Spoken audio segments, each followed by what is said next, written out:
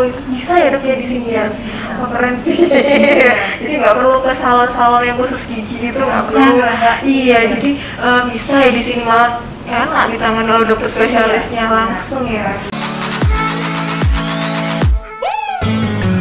Assalamualaikum warahmatullahi wabarakatuh.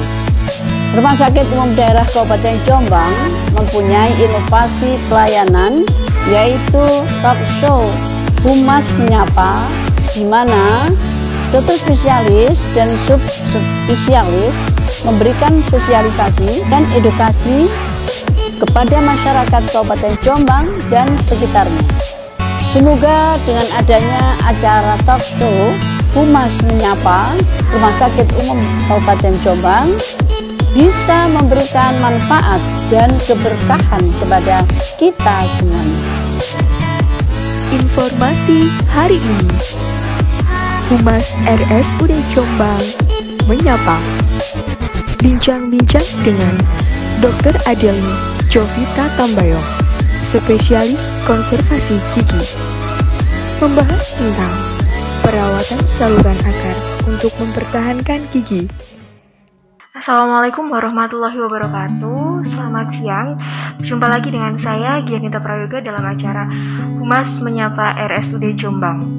Tentunya seperti pertemuan sebelum-sebelumnya, saya tidak sendiri. Kali ini saya ditemani seorang dokter spesialis gigi di Poli Gigi RSUD Jombang.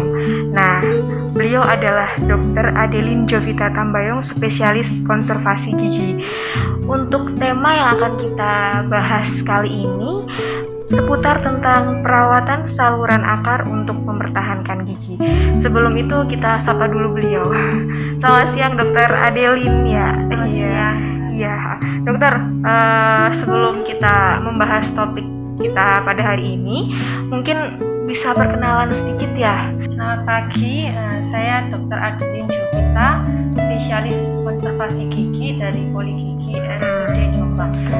Saya lulusan dari Universitas Erlangga. Untuk spesialisnya saya lulus tahun 2018. Untuk mulai praktek di RSUD Jombang sendiri sejak kapan ya dok ya? Setelah lulus itu saya langsung diterima di RSUD, jadi tahun 2018. Masih muda banget kelihatannya. Iya, padahal udah anak satu ya dok ya.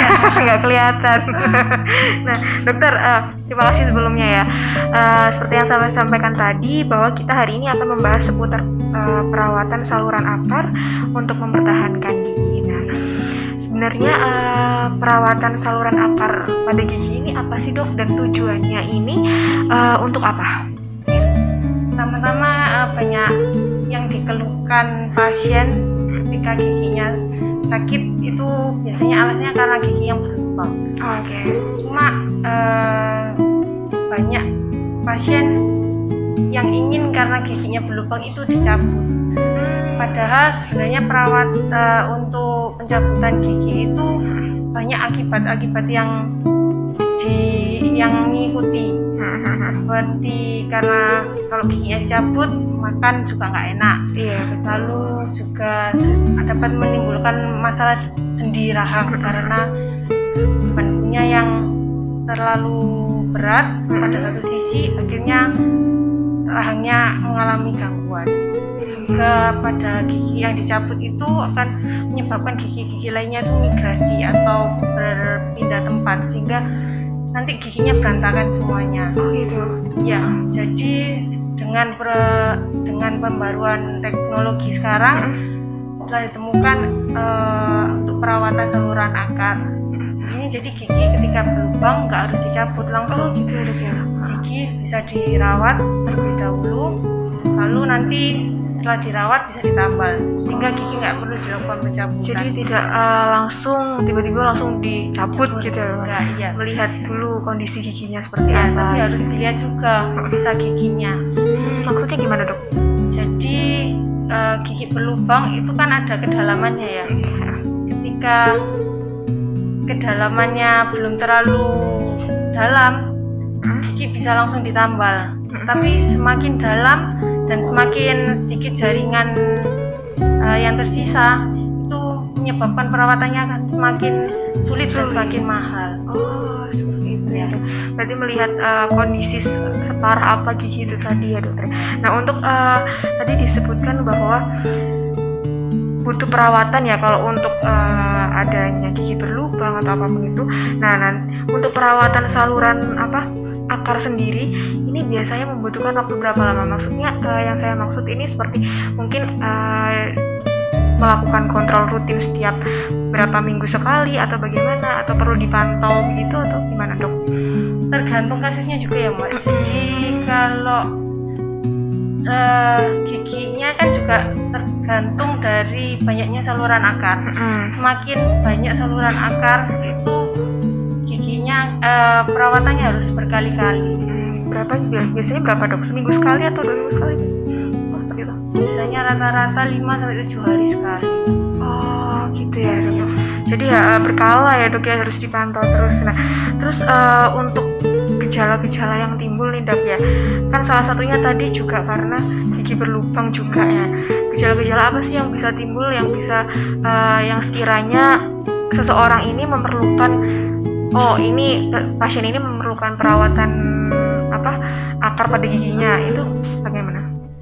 Mungkin biasanya keluarnya antara gigi berlubang sampai pembekaan. Pembekaan pada gusi atau bisa yang nggak parah itu pembekaannya ya di gusi aja, tapi yang parah sampai di pipi, sampai bagian luar dari mulut ini. Gitu. Nah, ini kan banyak orang juga yang kadang berpikir bahwa perawatan gigi ini pasti sakit ya. Kadang orang mesti mindsetnya sudah parno sendiri. Nah, mungkin ada metode-metode khusus atau mungkin ada anestesi lokal atau bagaimana yang Dokter Adelin lakukan untuk menangani pasien-pasien di poligigi, khususnya untuk kasus-kasus gigi berlubang atau kasus-kasus untuk perawatan akar pada gigi. Kalau masalah sakit sih tergantung orangnya juga. Ada yang sensitif, dia sedikit aja langsung sakit. Ada juga yang ya meskipun dilakukan perawatan dia nggak sakit.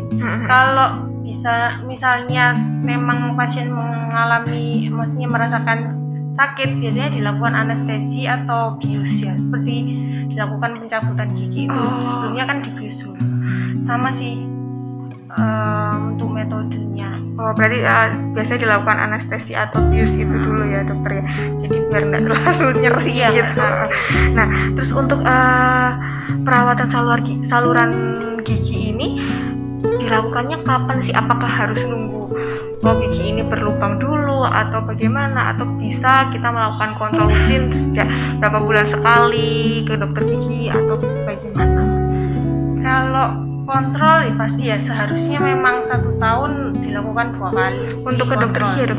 Iya, ke dokter gigi, jadi 6 bulan sekali sebaiknya dilakukan kontrol ke dokter gigi supaya sebelum gigi itu berlubang bisa dicegah terlebih dahulu. Nah, untuk kontrol rutin sendiri ini biasanya yang dicek apa aja, Dok, ya? Selain gigi berlubang atau mungkin karang gigi, pembersihan karang gigi itu atau gimana? Iya, Pak. Banyak sih, Mbak, sebenarnya. Jadi keadaan mulut secara keseluruhan biasanya dilakukan. Kalau misalnya ada lubang yang kecil, segera dilakukan penambalan. Atau kalau nggak ada lubang, biasanya ada tahap perawatan-perawatan yang dilakukan untuk mencegah lubang itu, seperti topical fluor. Jadi seperti giginya itu diolesi oleh fluor. Apa itu, Dok? kan istilahnya beda. Fluor itu kandungan yang dalam pasta gigi juga ada, Mbak. Jadi gitu. dia membentuk lapisan giginya agar lebih kuat tahan asam. Untuk perawatan karang gigi sendiri itu juga bisa dilakukan 1 tahun 2 kali ya, Dokter? Atau bagaimana? Iya, sebaiknya 2 kali. 2 kali. Terus Dokter, ini kan saya juga baca di sini ada yang namanya karies gigi. Nah, jadi sebenarnya karies gigi ini apa bedanya sih dengan gigi berlubang, Dok? Karies gigi sama dengan gigi berlubang. Sama aja ya. Cuma karies itu istilah dari kedokteran kami ya. Jadi karies itu penyebab dari gigi berlubang. Untuk penyebabnya sendiri apa dok kalau gigi berlubang gitu? Biasanya kan anak-anak itu paling banyak ya dok ya, paling banyak, terus giginya yang ada kadang ompong atau gimana. Nah itu bagaimana dok? Banyak orang beranggapan kalau gigi berlubang tuh karena makanan manis. Betul, betul. Tapi Sering makan sebenarnya coklat, permen. sebenarnya nggak sesimpel itu, karena banyak faktor yang menyebabkan gigi berlubang. Contohnya apa? Bisa karena saliva atau air liur. Itu kualitasnya gimana? Dia asam atau basah? Itu juga menentukan. Lalu memang makanan pasti. Makanan itu maksudnya bukan karena makanan manis saja ya, tapi pola makannya. Jadi misalnya jam sekali orang itu makan, sedang dibandingkan dengan orang yang jarang makan, misalnya pagi makan, siang makan, hanya makan tanpa menyamil, itu lebih baik dibandingkan mereka yang suka nyamil. Lalu juga keadaan dari mulutnya, apakah asam tidak, itu juga menentukan. Jadi banyak faktor, nggak bisa menentukan makanan manis saja. Nah terus untuk pola makan sendiri kan tadi juga mempengaruhi ya, salah satu penyebab dari karies gigi atau gigi berlubang. Nah itu bagaimana dok cara mengatasi bagi orang-orang yang memang suka ngemil, mungkin setiap jam pengen ngemil apa? Nah itu apakah harus selesai ngemil harus gosok gigi atau bagaimana? Kan nggak mungkin ya dok ya. Yes. Nah itu gimana dok? Untuk mengatasinya minimal dia harus minum air putih. Oh berarti kayak berkumur gitu? Ya setelah makan minum air putih supaya untuk flushing atau membersihkan sisa makanan pada mulutnya kan. Okay. Nah biasanya langkah-langkah apa sih dok yang sering dokter lakukan atau mungkin prosedur apa yang biasanya dokter lakukan untuk menangani pasien-pasien yang memiliki keluhan karies gigi atau gigi berlubang? Nah khususnya pada anak-anak juga, ini kan biasanya anak-anak kecil kan kesakitan, terus rewel juga. Nah ini bagaimana cara menetralkan kondisinya mereka? Netralkan maksudnya supaya prosedur biar mereka tidak rewel, kan pasti kan udah takut dulu nih dok, udah nangis dulu. Nah itu gimana? Kalau pada anak tuh biasanya kita observasi dulu. Jadi pertama-tama nggak langsung dilakukan tindakan. Berarti anamnesa dulu ya. Kita perkenalkan dulu alat-alatnya, lalu perawatannya gimana, supaya anak nggak takut dulu kan. Terus untuk kunjungan selanjutnya baru memang kalau sudah berani baru dilakukan perawatan. Dan pertama-tama kalau bisa jangan langsung dicabut gitu. Jadi kalau bisa mungkin sedini mungkin anak itu diperkenalkan dengan dokter gigi, walaupun belum ada lubang, jadi paling nggak diperkenalkan terlebih dahulu untuk pemeriksaan aja sih. Untuk pemeriksaan pada anak ini perawatannya juga sama, 1 tahun bisa 2 kali ya dok ya untuk gitu ya. Nah dokter, ini juga saya membaca ada yang namanya karies gigi berdasarkan tingkat keparahannya. Nah di sini ada 3, dari karies superficial, kemudian media dan profunda juga ya. Nah dari istilah-istilah itu kan kita juga nggak tahu nih, mungkin orang pemirsa Humas Menyapa di sana juga kurang tahu. Mungkin bisa dijelaskan dok, dari ketiga istilah ini apa, dan apakah dari ketiga karies gigi ini memiliki tingkat prosedur yang berbeda-beda, mungkin penanganannya berbeda. Monggo bisa dijelaskan. Jadi struktur gigi itu terdiri dari mahkota dan akar. Di dalam mahkota itu juga ada lapisan-lapisan sebelum dia ada saraf-saraf giginya. Ketika karies atau lubang gigi itu berada pada superficial atau pada permukaan saja, belum sampai ke saraf, dia bisa langsung dilakukan penambalan. Jadi apabila sudah sampai dalam media itu sudah mulai harus dilakukan perawatan dari perlindungan dari ruangan sarafnya itu. Berarti kalau yang untuk karies superficial ini hanya mengenai bagian di luar enzim gitu ya? Di email. Email ya. Ya, itu masih di permukaan, bisa langsung ditambal. Kalau sudah dalam lagi, sudah mengenai dentin, itu harus dilakukan pembuatan lapisan dari giginya itu supaya melindungi sarafnya nggak kena. Itu yang media. Lalu kalau lebih dalam lagi yang profunda itu udah kena saraf atau hampir kena saraf, dan itu harus dilakukan perawatan yang lebih rumit lagi. Perawatannya seperti apa dok kalau seperti itu? Perawatan saluran akar kalau sudah sakitnya, jadi kalau sarafnya sudah nggak bisa dipertahankan, akhirnya harus kita matikan sarafnya. Dan tetap harus dicabut ya dok ya? Kalau seperti itu Enggak, giginya nggak dicabut, tapi sarafnya yang diambil. Sarafnya dari di dalam giginya itu, giginya tetap stay di situ. Ya, cuma yang di dalamnya aja yang diambil, saraf-sarafnya sama pembuluh darahnya itu diambil, dilakukan perawat, dibersihkan, lalu disterilkan, baru nanti ditambal. Untuk prosesnya ya memang nggak segampang itu ya Mbak, jadi harus berkali-kali karena mencari saluran sarafnya itu kan susah juga. Karena gigi kan sangat detail sekali ya dok. Iya, kan kecil sekali, jadi harus dilakukan sekali pemeriksaan atau perawatan nggak cukup. Iya, nggak bisa sekali langsung ketemu juga. Nah, dokter, untuk saat ini yang ingin saya tanyakan juga untuk dokter di poli gigi di RSUD Jombang ini, dokternya sudah ada berapa sih dok? Kalau boleh tahu? Ya. Nah, sekarang ada 3 spesialis. Ada 3 spesialis ya dok ya. Terus apa aja dok? Saya konservasi gigi atau perawatan saluran akar itu, lalu ada spesialis periodontia itu untuk. Ini dokter siapa? Dokter Rahardi. Itu mengatasi dari jaringan penyangga giginya seperti gusi, tulang. Lalu juga ada dokter Alvina, spesialis ortodonsia. Beliau menangani dari behel gigi biasanya kalau orang awam tahu ya, kawat gigi atau behel. Ya. Itu bisa ya dok ya di sini ya? Bisa. Keren sih. Jadi nggak perlu ke salon-salon yang khusus gigi itu, nggak perlu. Iya, jadi bisa ya di sini, malah enak ditangani oleh dokter spesialisnya langsung ya. Nah, untuk layanan unggulan sendiri yang ada di poli gigi saat ini apa sih dok yang sekiranya mungkin tidak ada di rumah sakit lain? Kalau mungkin dari alat penunjang atau apa gitu? Mungkin di sini karena ini pandemi ya kemarin, kita melengkapi dari peralatan untuk mencegah penularan dari pasien. Jadi ada suction extra oral di sini, sehingga mengurangi jadinya aerosol.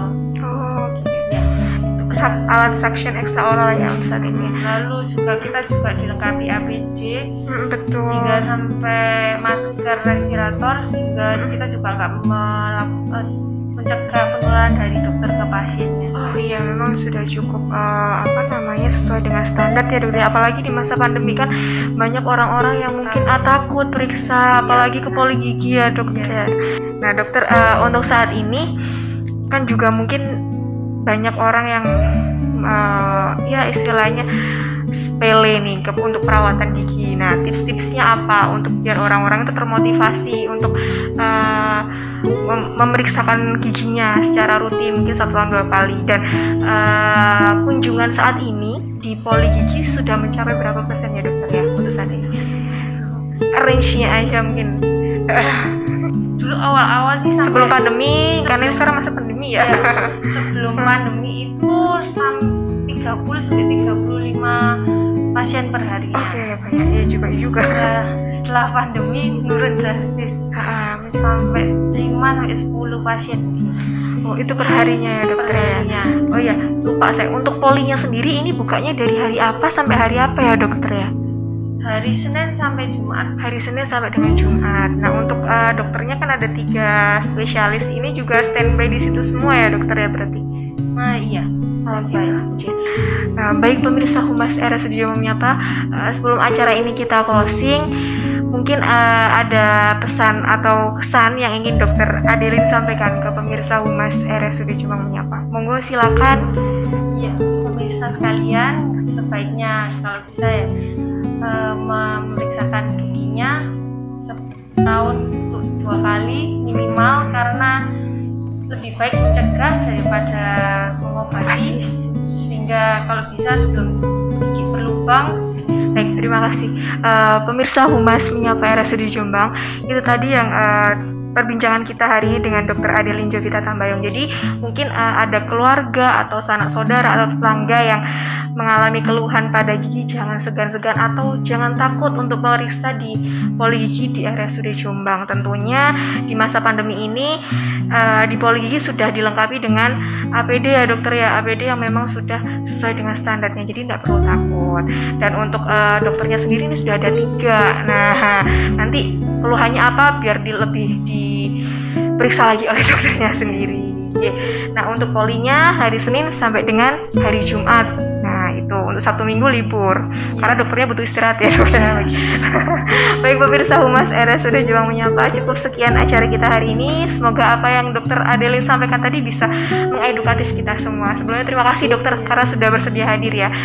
Sekian dulu perbincangan kita hari ini. Berjumpa lagi dengan saya Gianita Prayoga, dan jangan lupa untuk like, subscribe, dan share di channel YouTube kami. Wassalamualaikum warahmatullahi wabarakatuh dan selamat siang.